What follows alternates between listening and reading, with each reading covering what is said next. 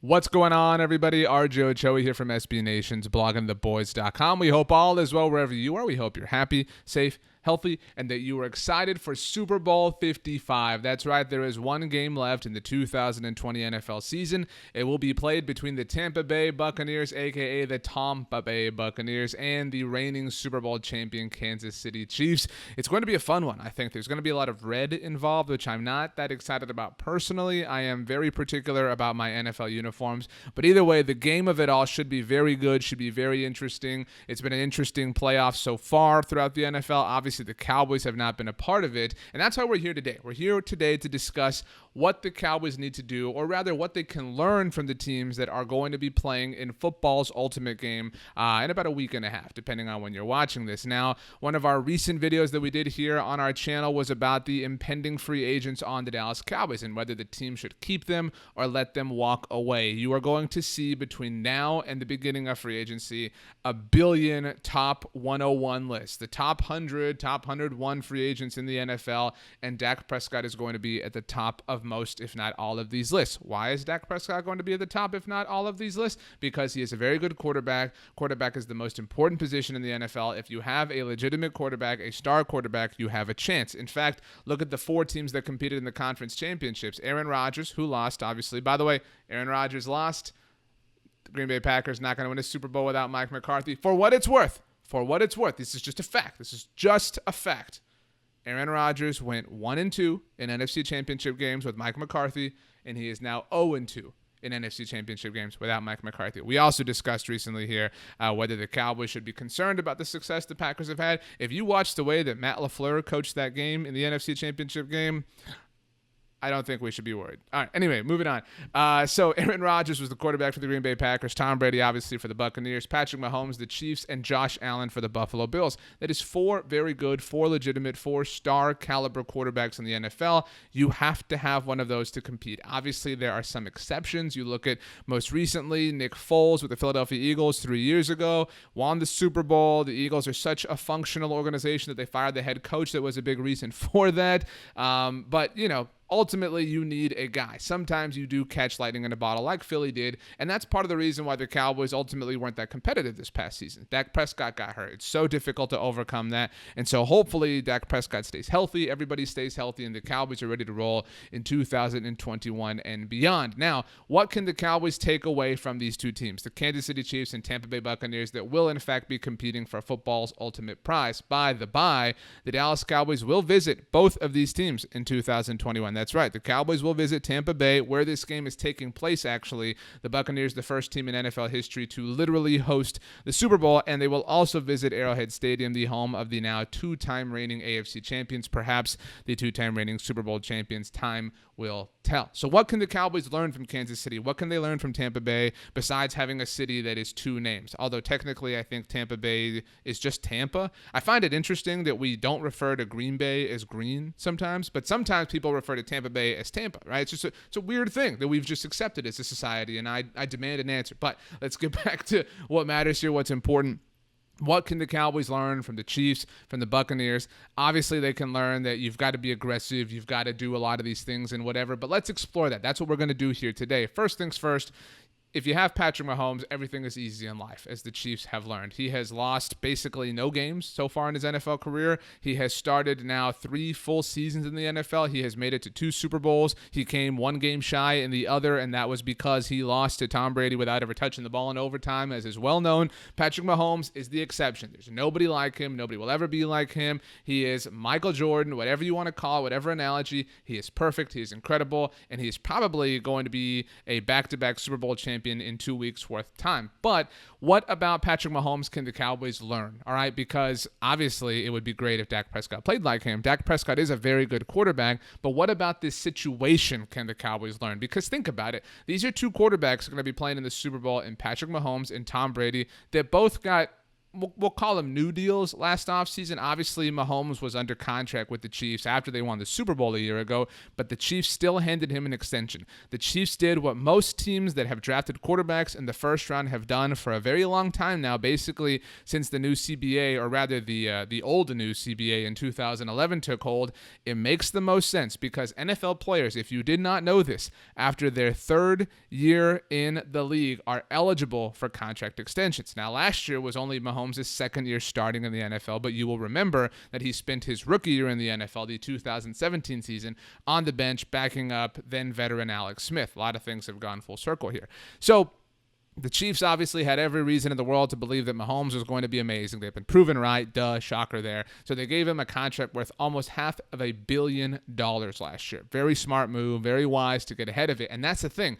The Cowboys can learn from the Chiefs to get ahead. Now, they have squandered this opportunity twice over with Dak Prescott, but the reality here is that the Kansas City Chiefs are a forward-thinking front office. They realize the quarterback market is only going to go up. We know that Patrick Mahomes is obviously going to be a bit of an albatross for a long time, but the sooner we get this done, this is a very basic foundational principle for quarterback contracts in the NFL, and really for most contracts in the NFL, and really for like a lot of levels of just financial wisdom. The market only rises. Sure, some things the market plummets, but generally speaking, in the NFL, especially at the position of quarterback, the market only rises. The price only goes up. Consider, and we talked about this in our free agent video, that when Jared Goff and Carson Wentz got their contract extensions with their respective teams, they got signed for about $34 million per year. Dak Prescott is probably going to get at least 40. If the Cowboys had been forward-thinking enough, like the Chiefs were with Mahomes, like a lot of other teams, you could say, like the Buffalo Bills are going to be this offseason in all likelihood with Josh Allen, the Ravens, Lamar Jackson, maybe the Browns and Baker Mayfield, like the Rams and Eagles were with Jared Goff and Carson Wentz. The Cowboys could have gotten their quarterback for much cheaper, but they refused for their own particular reasons. A lot of analytics that Stephen Jones cited last year about paying running backs, whatever. I digress. The point is the Cowboys can look at what Patrick Mahomes represents and take that idea, because you can't take that player, take that idea and spin it into financial situations in the future. They have already messed up with Dak Prescott to some degree. It's not too late to rectify the situation. Get the deal done ASAP. That is always the lesson. When you know that you have a franchise quarterback, this isn't a test that has a grade, A, B, C, D, or E, or I don't think you can get E's, F's, whatever. This is a pass-fail proposition. Do you have a franchise quarterback or do you not? If you do, you pay him what a franchise quarterback is worth. That value, as we said, is always rising. And so Dak Prescott is a franchise quarterback, and the Cowboys would be very wise to accept that and to pay him and to move on. And what happened to the Chiefs? As soon as they paid Patrick Mahomes, they locked up two other foundational players. The Cowboys haven't had this issue necessarily, but you look at it. Chris Jones, who was a big reason why, obviously, the Chiefs have had the success that they have, but Chris Jones had one of the most important plays in the divisional round when the Chiefs beat the Cleveland Browns. He is, without question, the heart and soul of that defense, with no disrespect to Tyrann Mathieu, who we will get to in just a bit, but Chris Jones is a force. And what does Chris Jones represent? Chris Jones represents two things that the Dallas Cowboys can pay attention to. One, paying your guys, paying elite talent, not letting elite talent leave your team because you are afraid to commit money to it. Hello, Byron Jones. The other thing that Chris Jones represents is talent in the middle of your defensive line. This has been a position the Cowboys have ignored forever. We have seen them just take cast-offs, just take projects at defensive tackle. And I'm talking for like forever, basically. I mean, the last time there was a legitimate resource spent on a defensive tackle in the Dallas Cowboys organization was Russell Maryland. I mean, it has been a very long time. Think about the players the Cowboys have tried to make a thing at defensive tackle for the last decade. I mean, Jason Hatcher, Henry Melton, Stephen Bowen,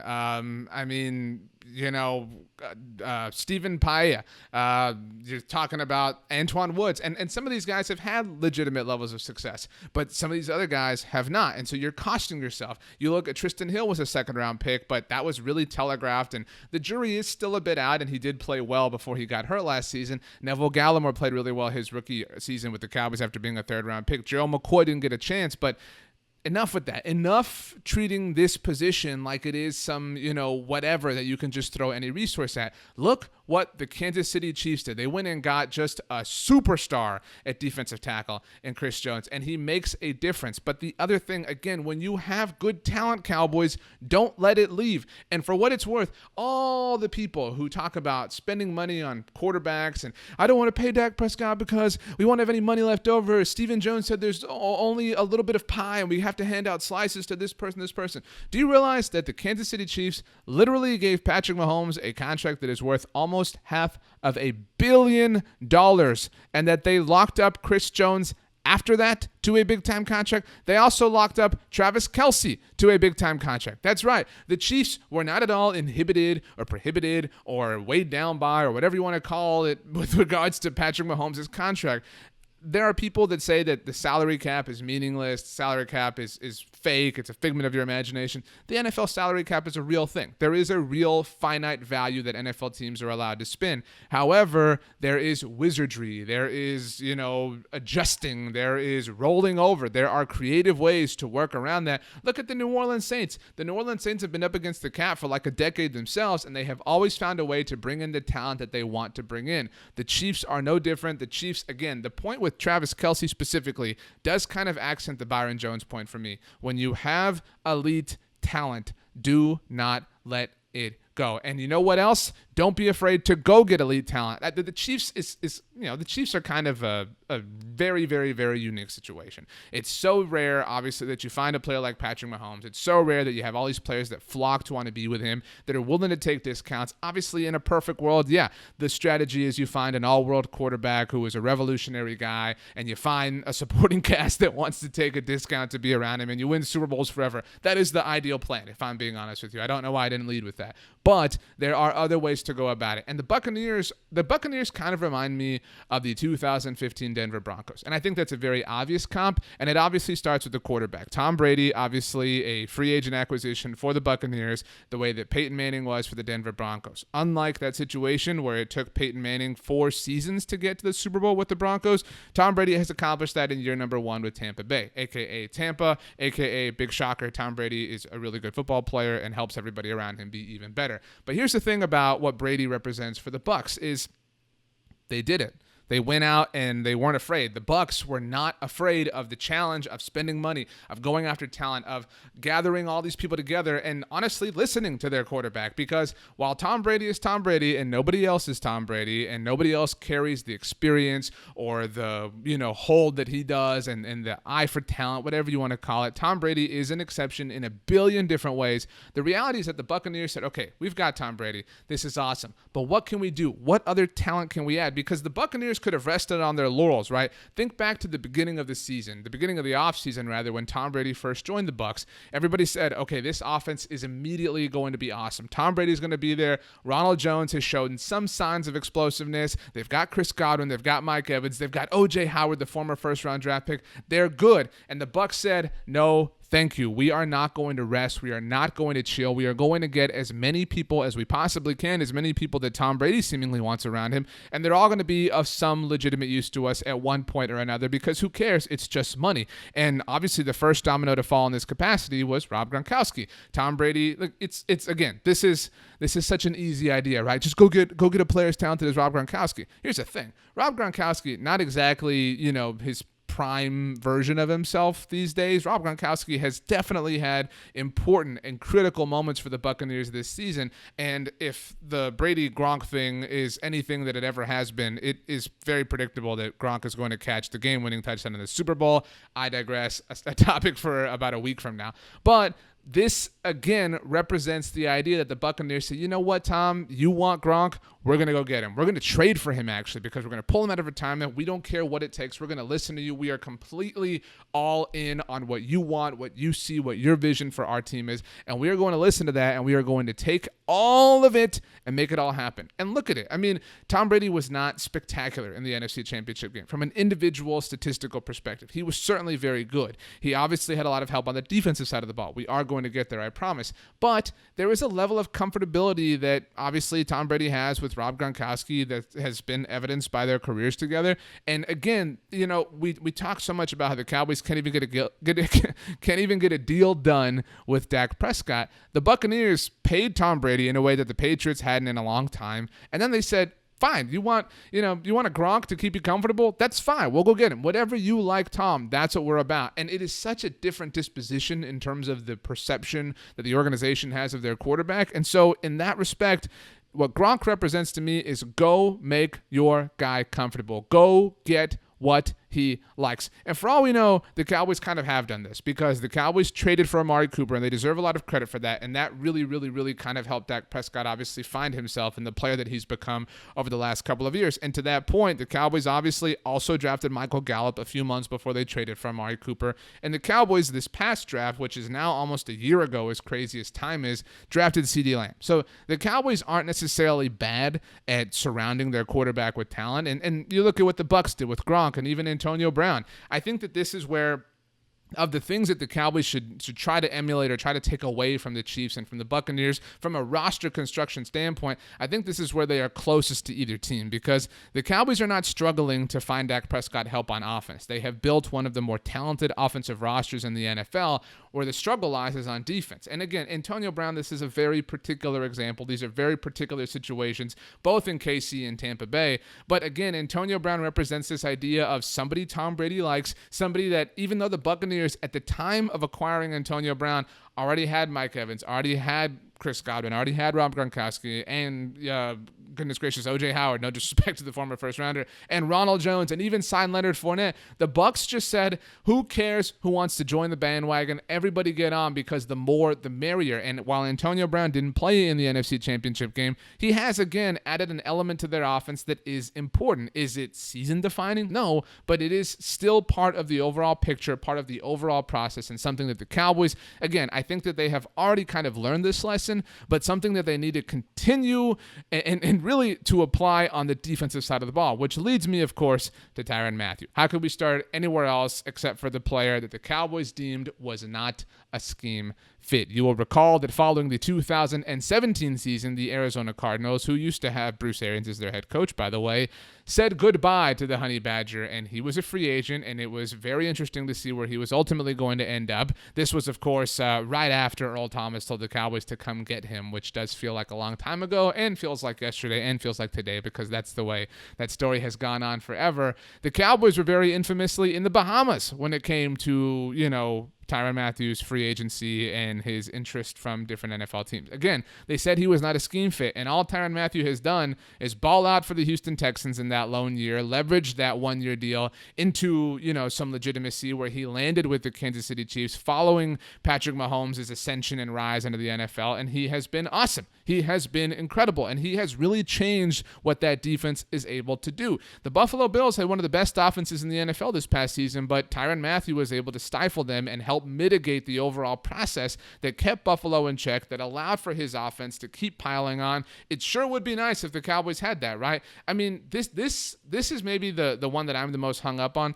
And a lot of it is because he's a safety, right? And I certainly feel that way about defensive tackle, and there's one more point to get to there. But Tyrann Mathieu represents, again, go get the badass safety, Cowboys. Quit wasting this, this time on, 6th round picks and hope and, maybe that's the guy in Clinton Dix level signings. You have to go get a baller. And the thing about Tyrann Mathieu is not only is he supremely talented, not only is he amazing in just about every capacity on the field, he is also a really important and galvanizing leader within the locker room for the Chiefs defense. And the Cowboys, I think we all acknowledge, are in sore need of somebody that can really be a positive boost in terms of on-field success in their locker room. We saw Michael Bennett in the 2019 season, feels like forever ago too, come in and, wasn't, that great of a player, but came in and really demanded more. And that was just after being on the team for a few weeks. And so the Cowboys, Tyrann Mathieu represents a lot of things. He, first of all, represents Cowboys don't be on vacation when you're supposed to be looking at free agents, and don't ignore the safety position. Go get ballers to play the safety position, and you will have ball-in results when it comes to your defense. Don't leave Dan Quinn out in the cold with no safety. Give him somebody. There aren't Tyrann Mathieu that grow on trees, but there are options. There are other players. Another safety that the Chiefs have, by the way, is Juan Thornhill, who the Cowboys passed on in the 2019 NFL draft, 2019 NFL draft, in favor of Tristan Hill. Again, I digress. The last point here, again, back to defensive tackles, Ndamukong Suh. Is Ndamukong Suh the all-world, super dynamic player that he was early on in his career with the Detroit Lions? The same Detroit Lions who lost a playoff game to the Cowboys themselves? No, but he is still very good. And again, what he represents is legitimate talent being acquired in the middle of the defensive line. These are the 2 points of contention. We're going to talk about this all throughout the offseason. If the Cowboys want Dan Quinn's defense to be successful, give him these players. You can't just, run it back with, again, players that have had success for the Cowboys and deserve a lot of credit, but players like Antoine Woods and Xavier Woods, you cannot just rest on your laurels at these positions. You have to go get legitimate playmakers, and Ndamukong Suh is one of them. And Ndamukong Suh was a free agent acquisition for the Buccaneers. But you know what else the Bucs did? They didn't rest on those laurels either. They said, okay, we got Ndamukong Suh, and excuse me for dipping out of the screen here. They went and drafted Vita Vea. Look at this. This is a photo from the NFC Championship game. These are two of the Buccaneers. In fact, their top two interior defensive linemen. Do you see how they are harassing one of the best quarterbacks in the NFL in Aaron Rodgers? It sure would be cool. It sure would be nice. It sure would be awesome if the Cowboys had players that were able to generate this kind of pressure. If you watched the NFC Championship game, you saw that the Buccaneers got a lot of pressure off the edge as well in Shaq Barrett and Jason Pierre-Paul. And the reason that all of these things work and flow together in one overall nice, smooth, and sense of awesomeness mechanism is because there is pressure everywhere. You can have a DeMarcus Lawrence, who is one of the best pass rushers in the NFL, but if you aren't getting that pressure inside, it isn't as meaningful. It doesn't have the same impact. And the Cowboys would be wise to rely and lean on the fact that they have opportunities. They have free agency. They have the NFL draft. They have these abilities to bring in this talent, and they just haven't. They cannot, they should not, and they hopefully will not just relax at these important positions. And so that is what the Cowboys can take away from the Kansas City Chiefs and the Tampa Bay Buccaneers. Of course, it also helps, again, to have some all-world quarterbacks who are going to go down as some of the greatest of all time. That is definitely something that can help your cause as a football team. But we have a lot in store for you as the weeks leading up to the big game do ramp up. We will, of course, be starting our film reviews on NFL draft prospects. We'll be talking about how they could fit when it comes to the Dallas Cowboys, what the depth at each position is like. So we have a lot of fun planned for you because, frankly, you deserve it because you're the best. So make sure you subscribe right here to the Blog and the Boys YouTube channel so you don't miss a single thing. And also, do me a favor and make sure that you have the best day ever. You know why? Because you deserve it. We'll see you next time.